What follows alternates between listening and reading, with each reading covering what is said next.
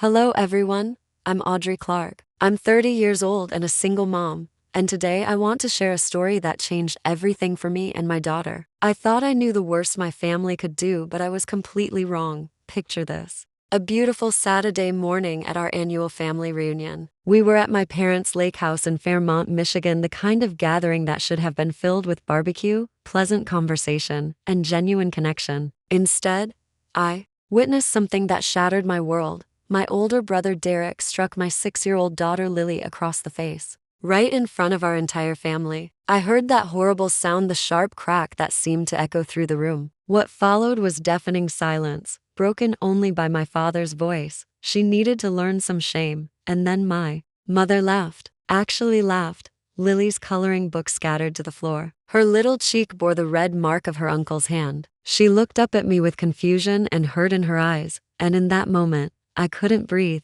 They expected me to stay quiet, to maintain the family peace. What they didn't realize was that my Uncle Paul had been filming everything for a family documentary. His camera captured it all: the slap, the cruel words, that terrible laughter. Let me ask you something. Have you ever faced a choice between keeping the peace and protecting someone you love? Because that morning, holding my trembling daughter, I made my choice. I chose her. I chose to break a pattern that had gone on for far too long. To understand what happened that day, you need to know about my childhood. Growing up as a Clark meant learning the rules early, what was acceptable and what wasn't tolerated. Derek was everything my father wanted in a son: athletic, sharp-tongued, and ruthless. By middle school, he dominated debate tournaments and took private tennis lessons. At family dinners, our father would beam with pride as Derek discussed stocks and politics with the confidence of someone twice his age. I was different. I was the quiet, curious child who read books during family gatherings and asked questions that made adults uncomfortable. I wasn't rebellious, just different. And in our house, different wasn't welcome. My father, Howard Clark, was a respected corporate attorney who ran our home like a courtroom. Control, image, and discipline ruled everything. My mother, Elaine, maintained perfect order behind the scenes. She never challenged my father, she reinforced his authority. If he was the judge, she was the bailiff, enforcing rules with a smile and sweet southern charm. Derek fit seamlessly into this world. He mirrored our father's confidence, his bluntness, even his condescension. I remember sharing a short story I'd written in 7th grade. My father barely glanced at it before saying, "Stories don't get you into law school." Derek snorted, and my mother quickly changed the subject. By 16, I'd learned to keep my head down, maintain decent grades, and avoid confrontation. But nothing I did was ever enough. "Audrey just doesn't know how to behave properly," my mother would announce at every holiday gathering. "She's too sensitive." I wasn't sensitive, I was surviving.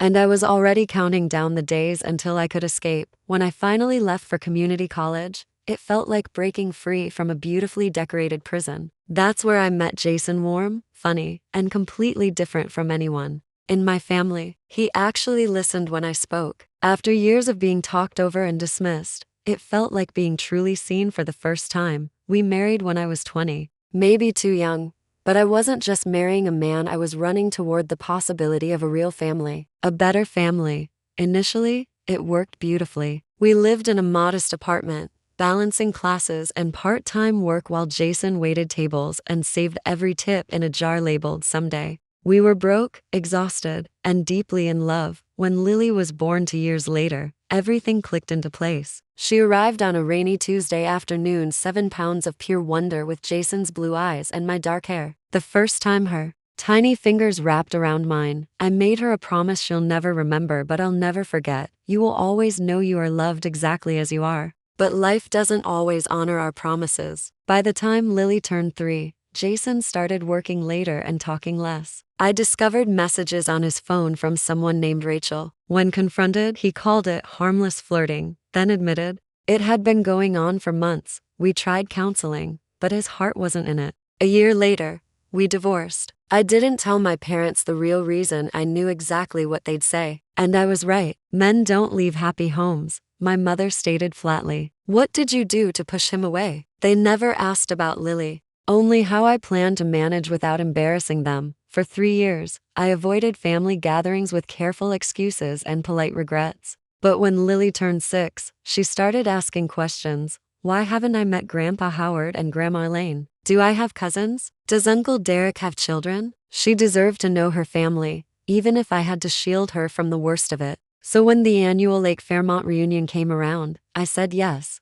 Are you sure about this? Asked Tara, my best friend since college. These people have never had your back. I know, I replied, but Lily loves the lake. I'll keep her close. I can handle 3 days. The drive up was filled with Lily's chatter and off-key singing. She was so excited she didn't notice my white-knuckled grip on the steering wheel. We arrived behind Derek's gleaming BMW and my parents' silver Mercedes. Our dusty sedan looked completely out of place in the circular driveway. Inside, the lake house resembled a luxury magazine spread exposed beams, vaulted ceilings, everything oversized and designed to impress. My mother greeted us in perfect beige linen despite the summer heat. Her hug was stiff, her eyes scanning me with familiar disapproval until they landed on Lily. Well, there's a face I haven't seen before, she said, crouching to eye level. Aren't you just precious? My father barely acknowledged us, offering only a brief nod before returning to his conversation about real estate stocks. Derek appeared moments later with his perfectly composed wife, Natalie. Look who finally showed up, he announced loudly. The prodigal sister returns. Lily clung to my leg as I forced a smile, my stomach churning. It had begun. The next morning started like any typical summer day at the lake house: waffles, mimosas, and polite conversation that carefully avoided any real depth. Lily, dressed in her favorite blue sundress with yellow butterflies, sat at the small table by the window with her cousins, humming softly as she colored a picture from her favorite cartoon. As the adult conversations grew louder, so did her sweet voice, not loudly, but enough to rise above the background noise. At first, I smiled at her effortless, untamed joy. Then I noticed Derek's jaw tightening. He glanced at me once, then again, his irritation growing. Audrey, don't you think Lily's being a bit disruptive? My mother called out. Before I could respond, Derek pushed back from the table with a sharp scraping sound that silenced the room. He marched toward Lily with that clipped stride I remembered from his high school wrestling days. I started to rise, but my aunt caught my attention with a question just long enough to delay me by precious seconds. That's all it took. Lily looked up at her uncle with an innocent smile. Then came that sound, the sharp, echoing slap that will haunt me forever. Her cheek bloomed red instantly. Her little body jolted, and her crayon rolled across the hardwood floor. Like mother, like daughter, Derek said, his voice dripping with contempt. Both loud, both useless. The silence that followed was deafening. My father calmly set down his coffee cup. She needed to learn some shame, he said without looking up. My mother's laugh was light and musical, as if he'd told a delightful joke over brunch. I stood frozen, the air locked in my chest. This wasn't just a slap, it was the end of silence. I ran to Lily, scooping her into my arms as she sobbed in confusion and pain. My whole body trembled as I carried her upstairs without a word. Her cheek was burning hot under my hand, and tears stained the front of my dress. As I laid her on the bed and pressed a cold washcloth to her face, she whispered, "Mommy, was I bad?" That question shattered something inside me. No, baby, you were singing and you were beautiful. What Uncle Derek did was wrong, very, very wrong. A soft knock interrupted us. "It's Paul," came my uncle's voice. I cracked the door to find him standing there with grim eyes. "I got it all," he said quietly. The slap, Derek's words, your dad's comment, Elaine laughing. "It's all on the audio feed." My breath caught. "You recorded that?" I had wireless mix set up around the room. Your dad wanted authentic family footage for the documentary. He just didn't expect the truth. Paul leaned closer. "I'll make you a clean copy before anyone makes me delete it." 20 minutes later, he handed me a small USB drive near the side driveway. "The audio is crystal clear. You can hear everything. Use it however you need to, but please be careful. If they discover it came from me, I won't say a word, I promised. Unless I have absolutely no choice." We drove straight to Tara's house. She met us at the door with open arms, enveloping Lily in a soft hug before turning to me with fire in her eyes. "He did what?" After I told her everything, we put Lily to bed and listened to the recording. The audio was even worse than I remembered. The sharp crack of the slap, Derek's voice dripping with contempt, my father's approval, my mother's laughter.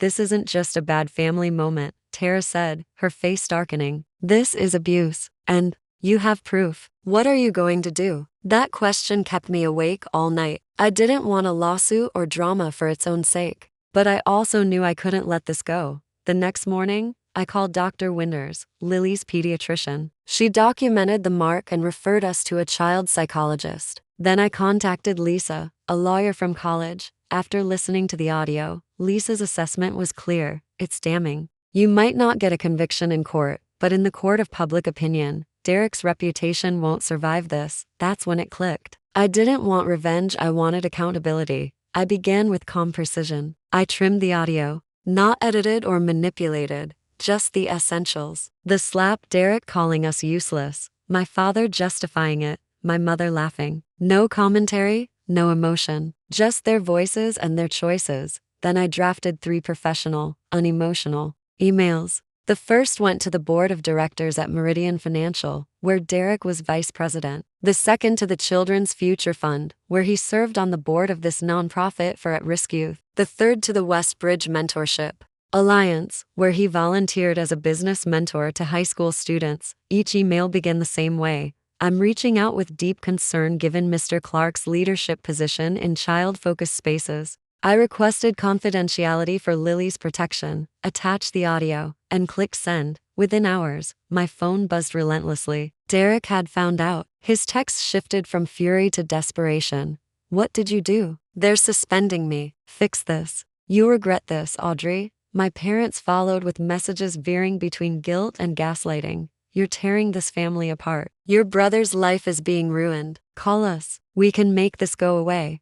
I didn't respond to any of them. Then, unexpectedly, Natalie called. I heard the recording, she said. Paul shared it with Linda, and Linda played it for me. Silence stretched between us before she continued in a broken voice. Audrey, has he ever done anything like this before? No, I said, but he's always had that tone, that cruelty. She exhaled heavily. I've heard it too. I'm staying with my sister. I told him he needs help, and until then, I'm done. Later that night, Paul called with an update. The family's panicking. Derek's threatening defamation suits, but some are quietly siding with you. The cracks are showing, for the first time. The golden son was facing real consequences, and people were listening not to me, but to the truth. Lily had her first session with Dr. Garner the following week. The psychologist was gentle, soft-spoken, and exactly what Lily needed. She's showing signs of acute stress response, Dr. Garner explained afterward.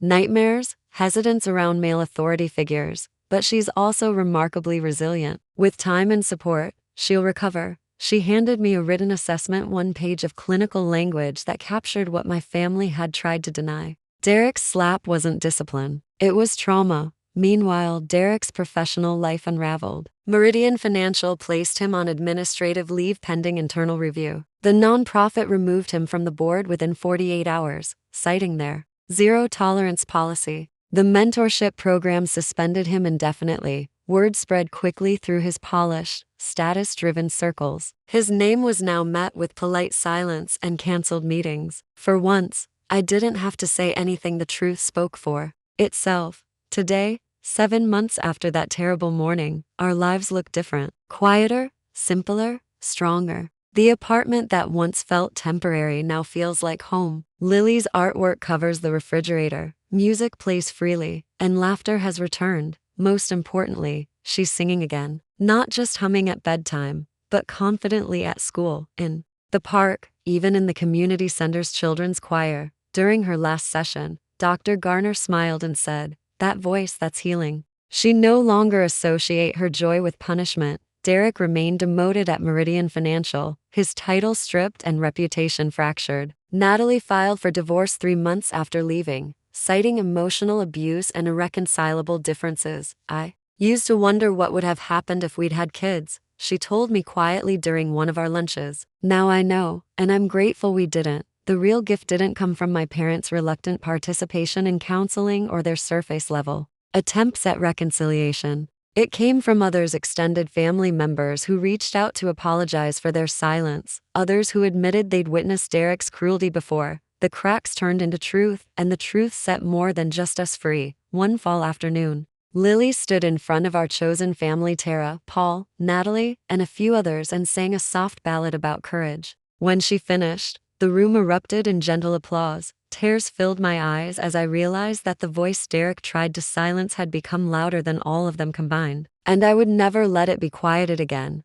That day at the lake house was supposed to be just another family gathering. Instead, it became the moment I realized something I'd been running from for years. Blood doesn't entitle anyone to your silence, especially when that silence costs someone else their safety. Derek didn't just slap Lily, he tried to make her small, tried to tell her that her joy was too loud, her voice too much, her presence a nuisance. But he failed, because she still sings, and I stood up. I stood when it meant losing financial support. I stood when my parents turned their backs. I stood when everyone told me to let it go for the sake of family unity. And I'll keep standing, not just for Lily, but for every child who's been told they were too much, too noisy, too difficult, too inconvenient. There are families like mine everywhere, homes where discipline masks abuse, where tradition excuses harm, and where silence is mistaken for respect. But silence isn't respect. Silence is permission. And I won't give it anymore.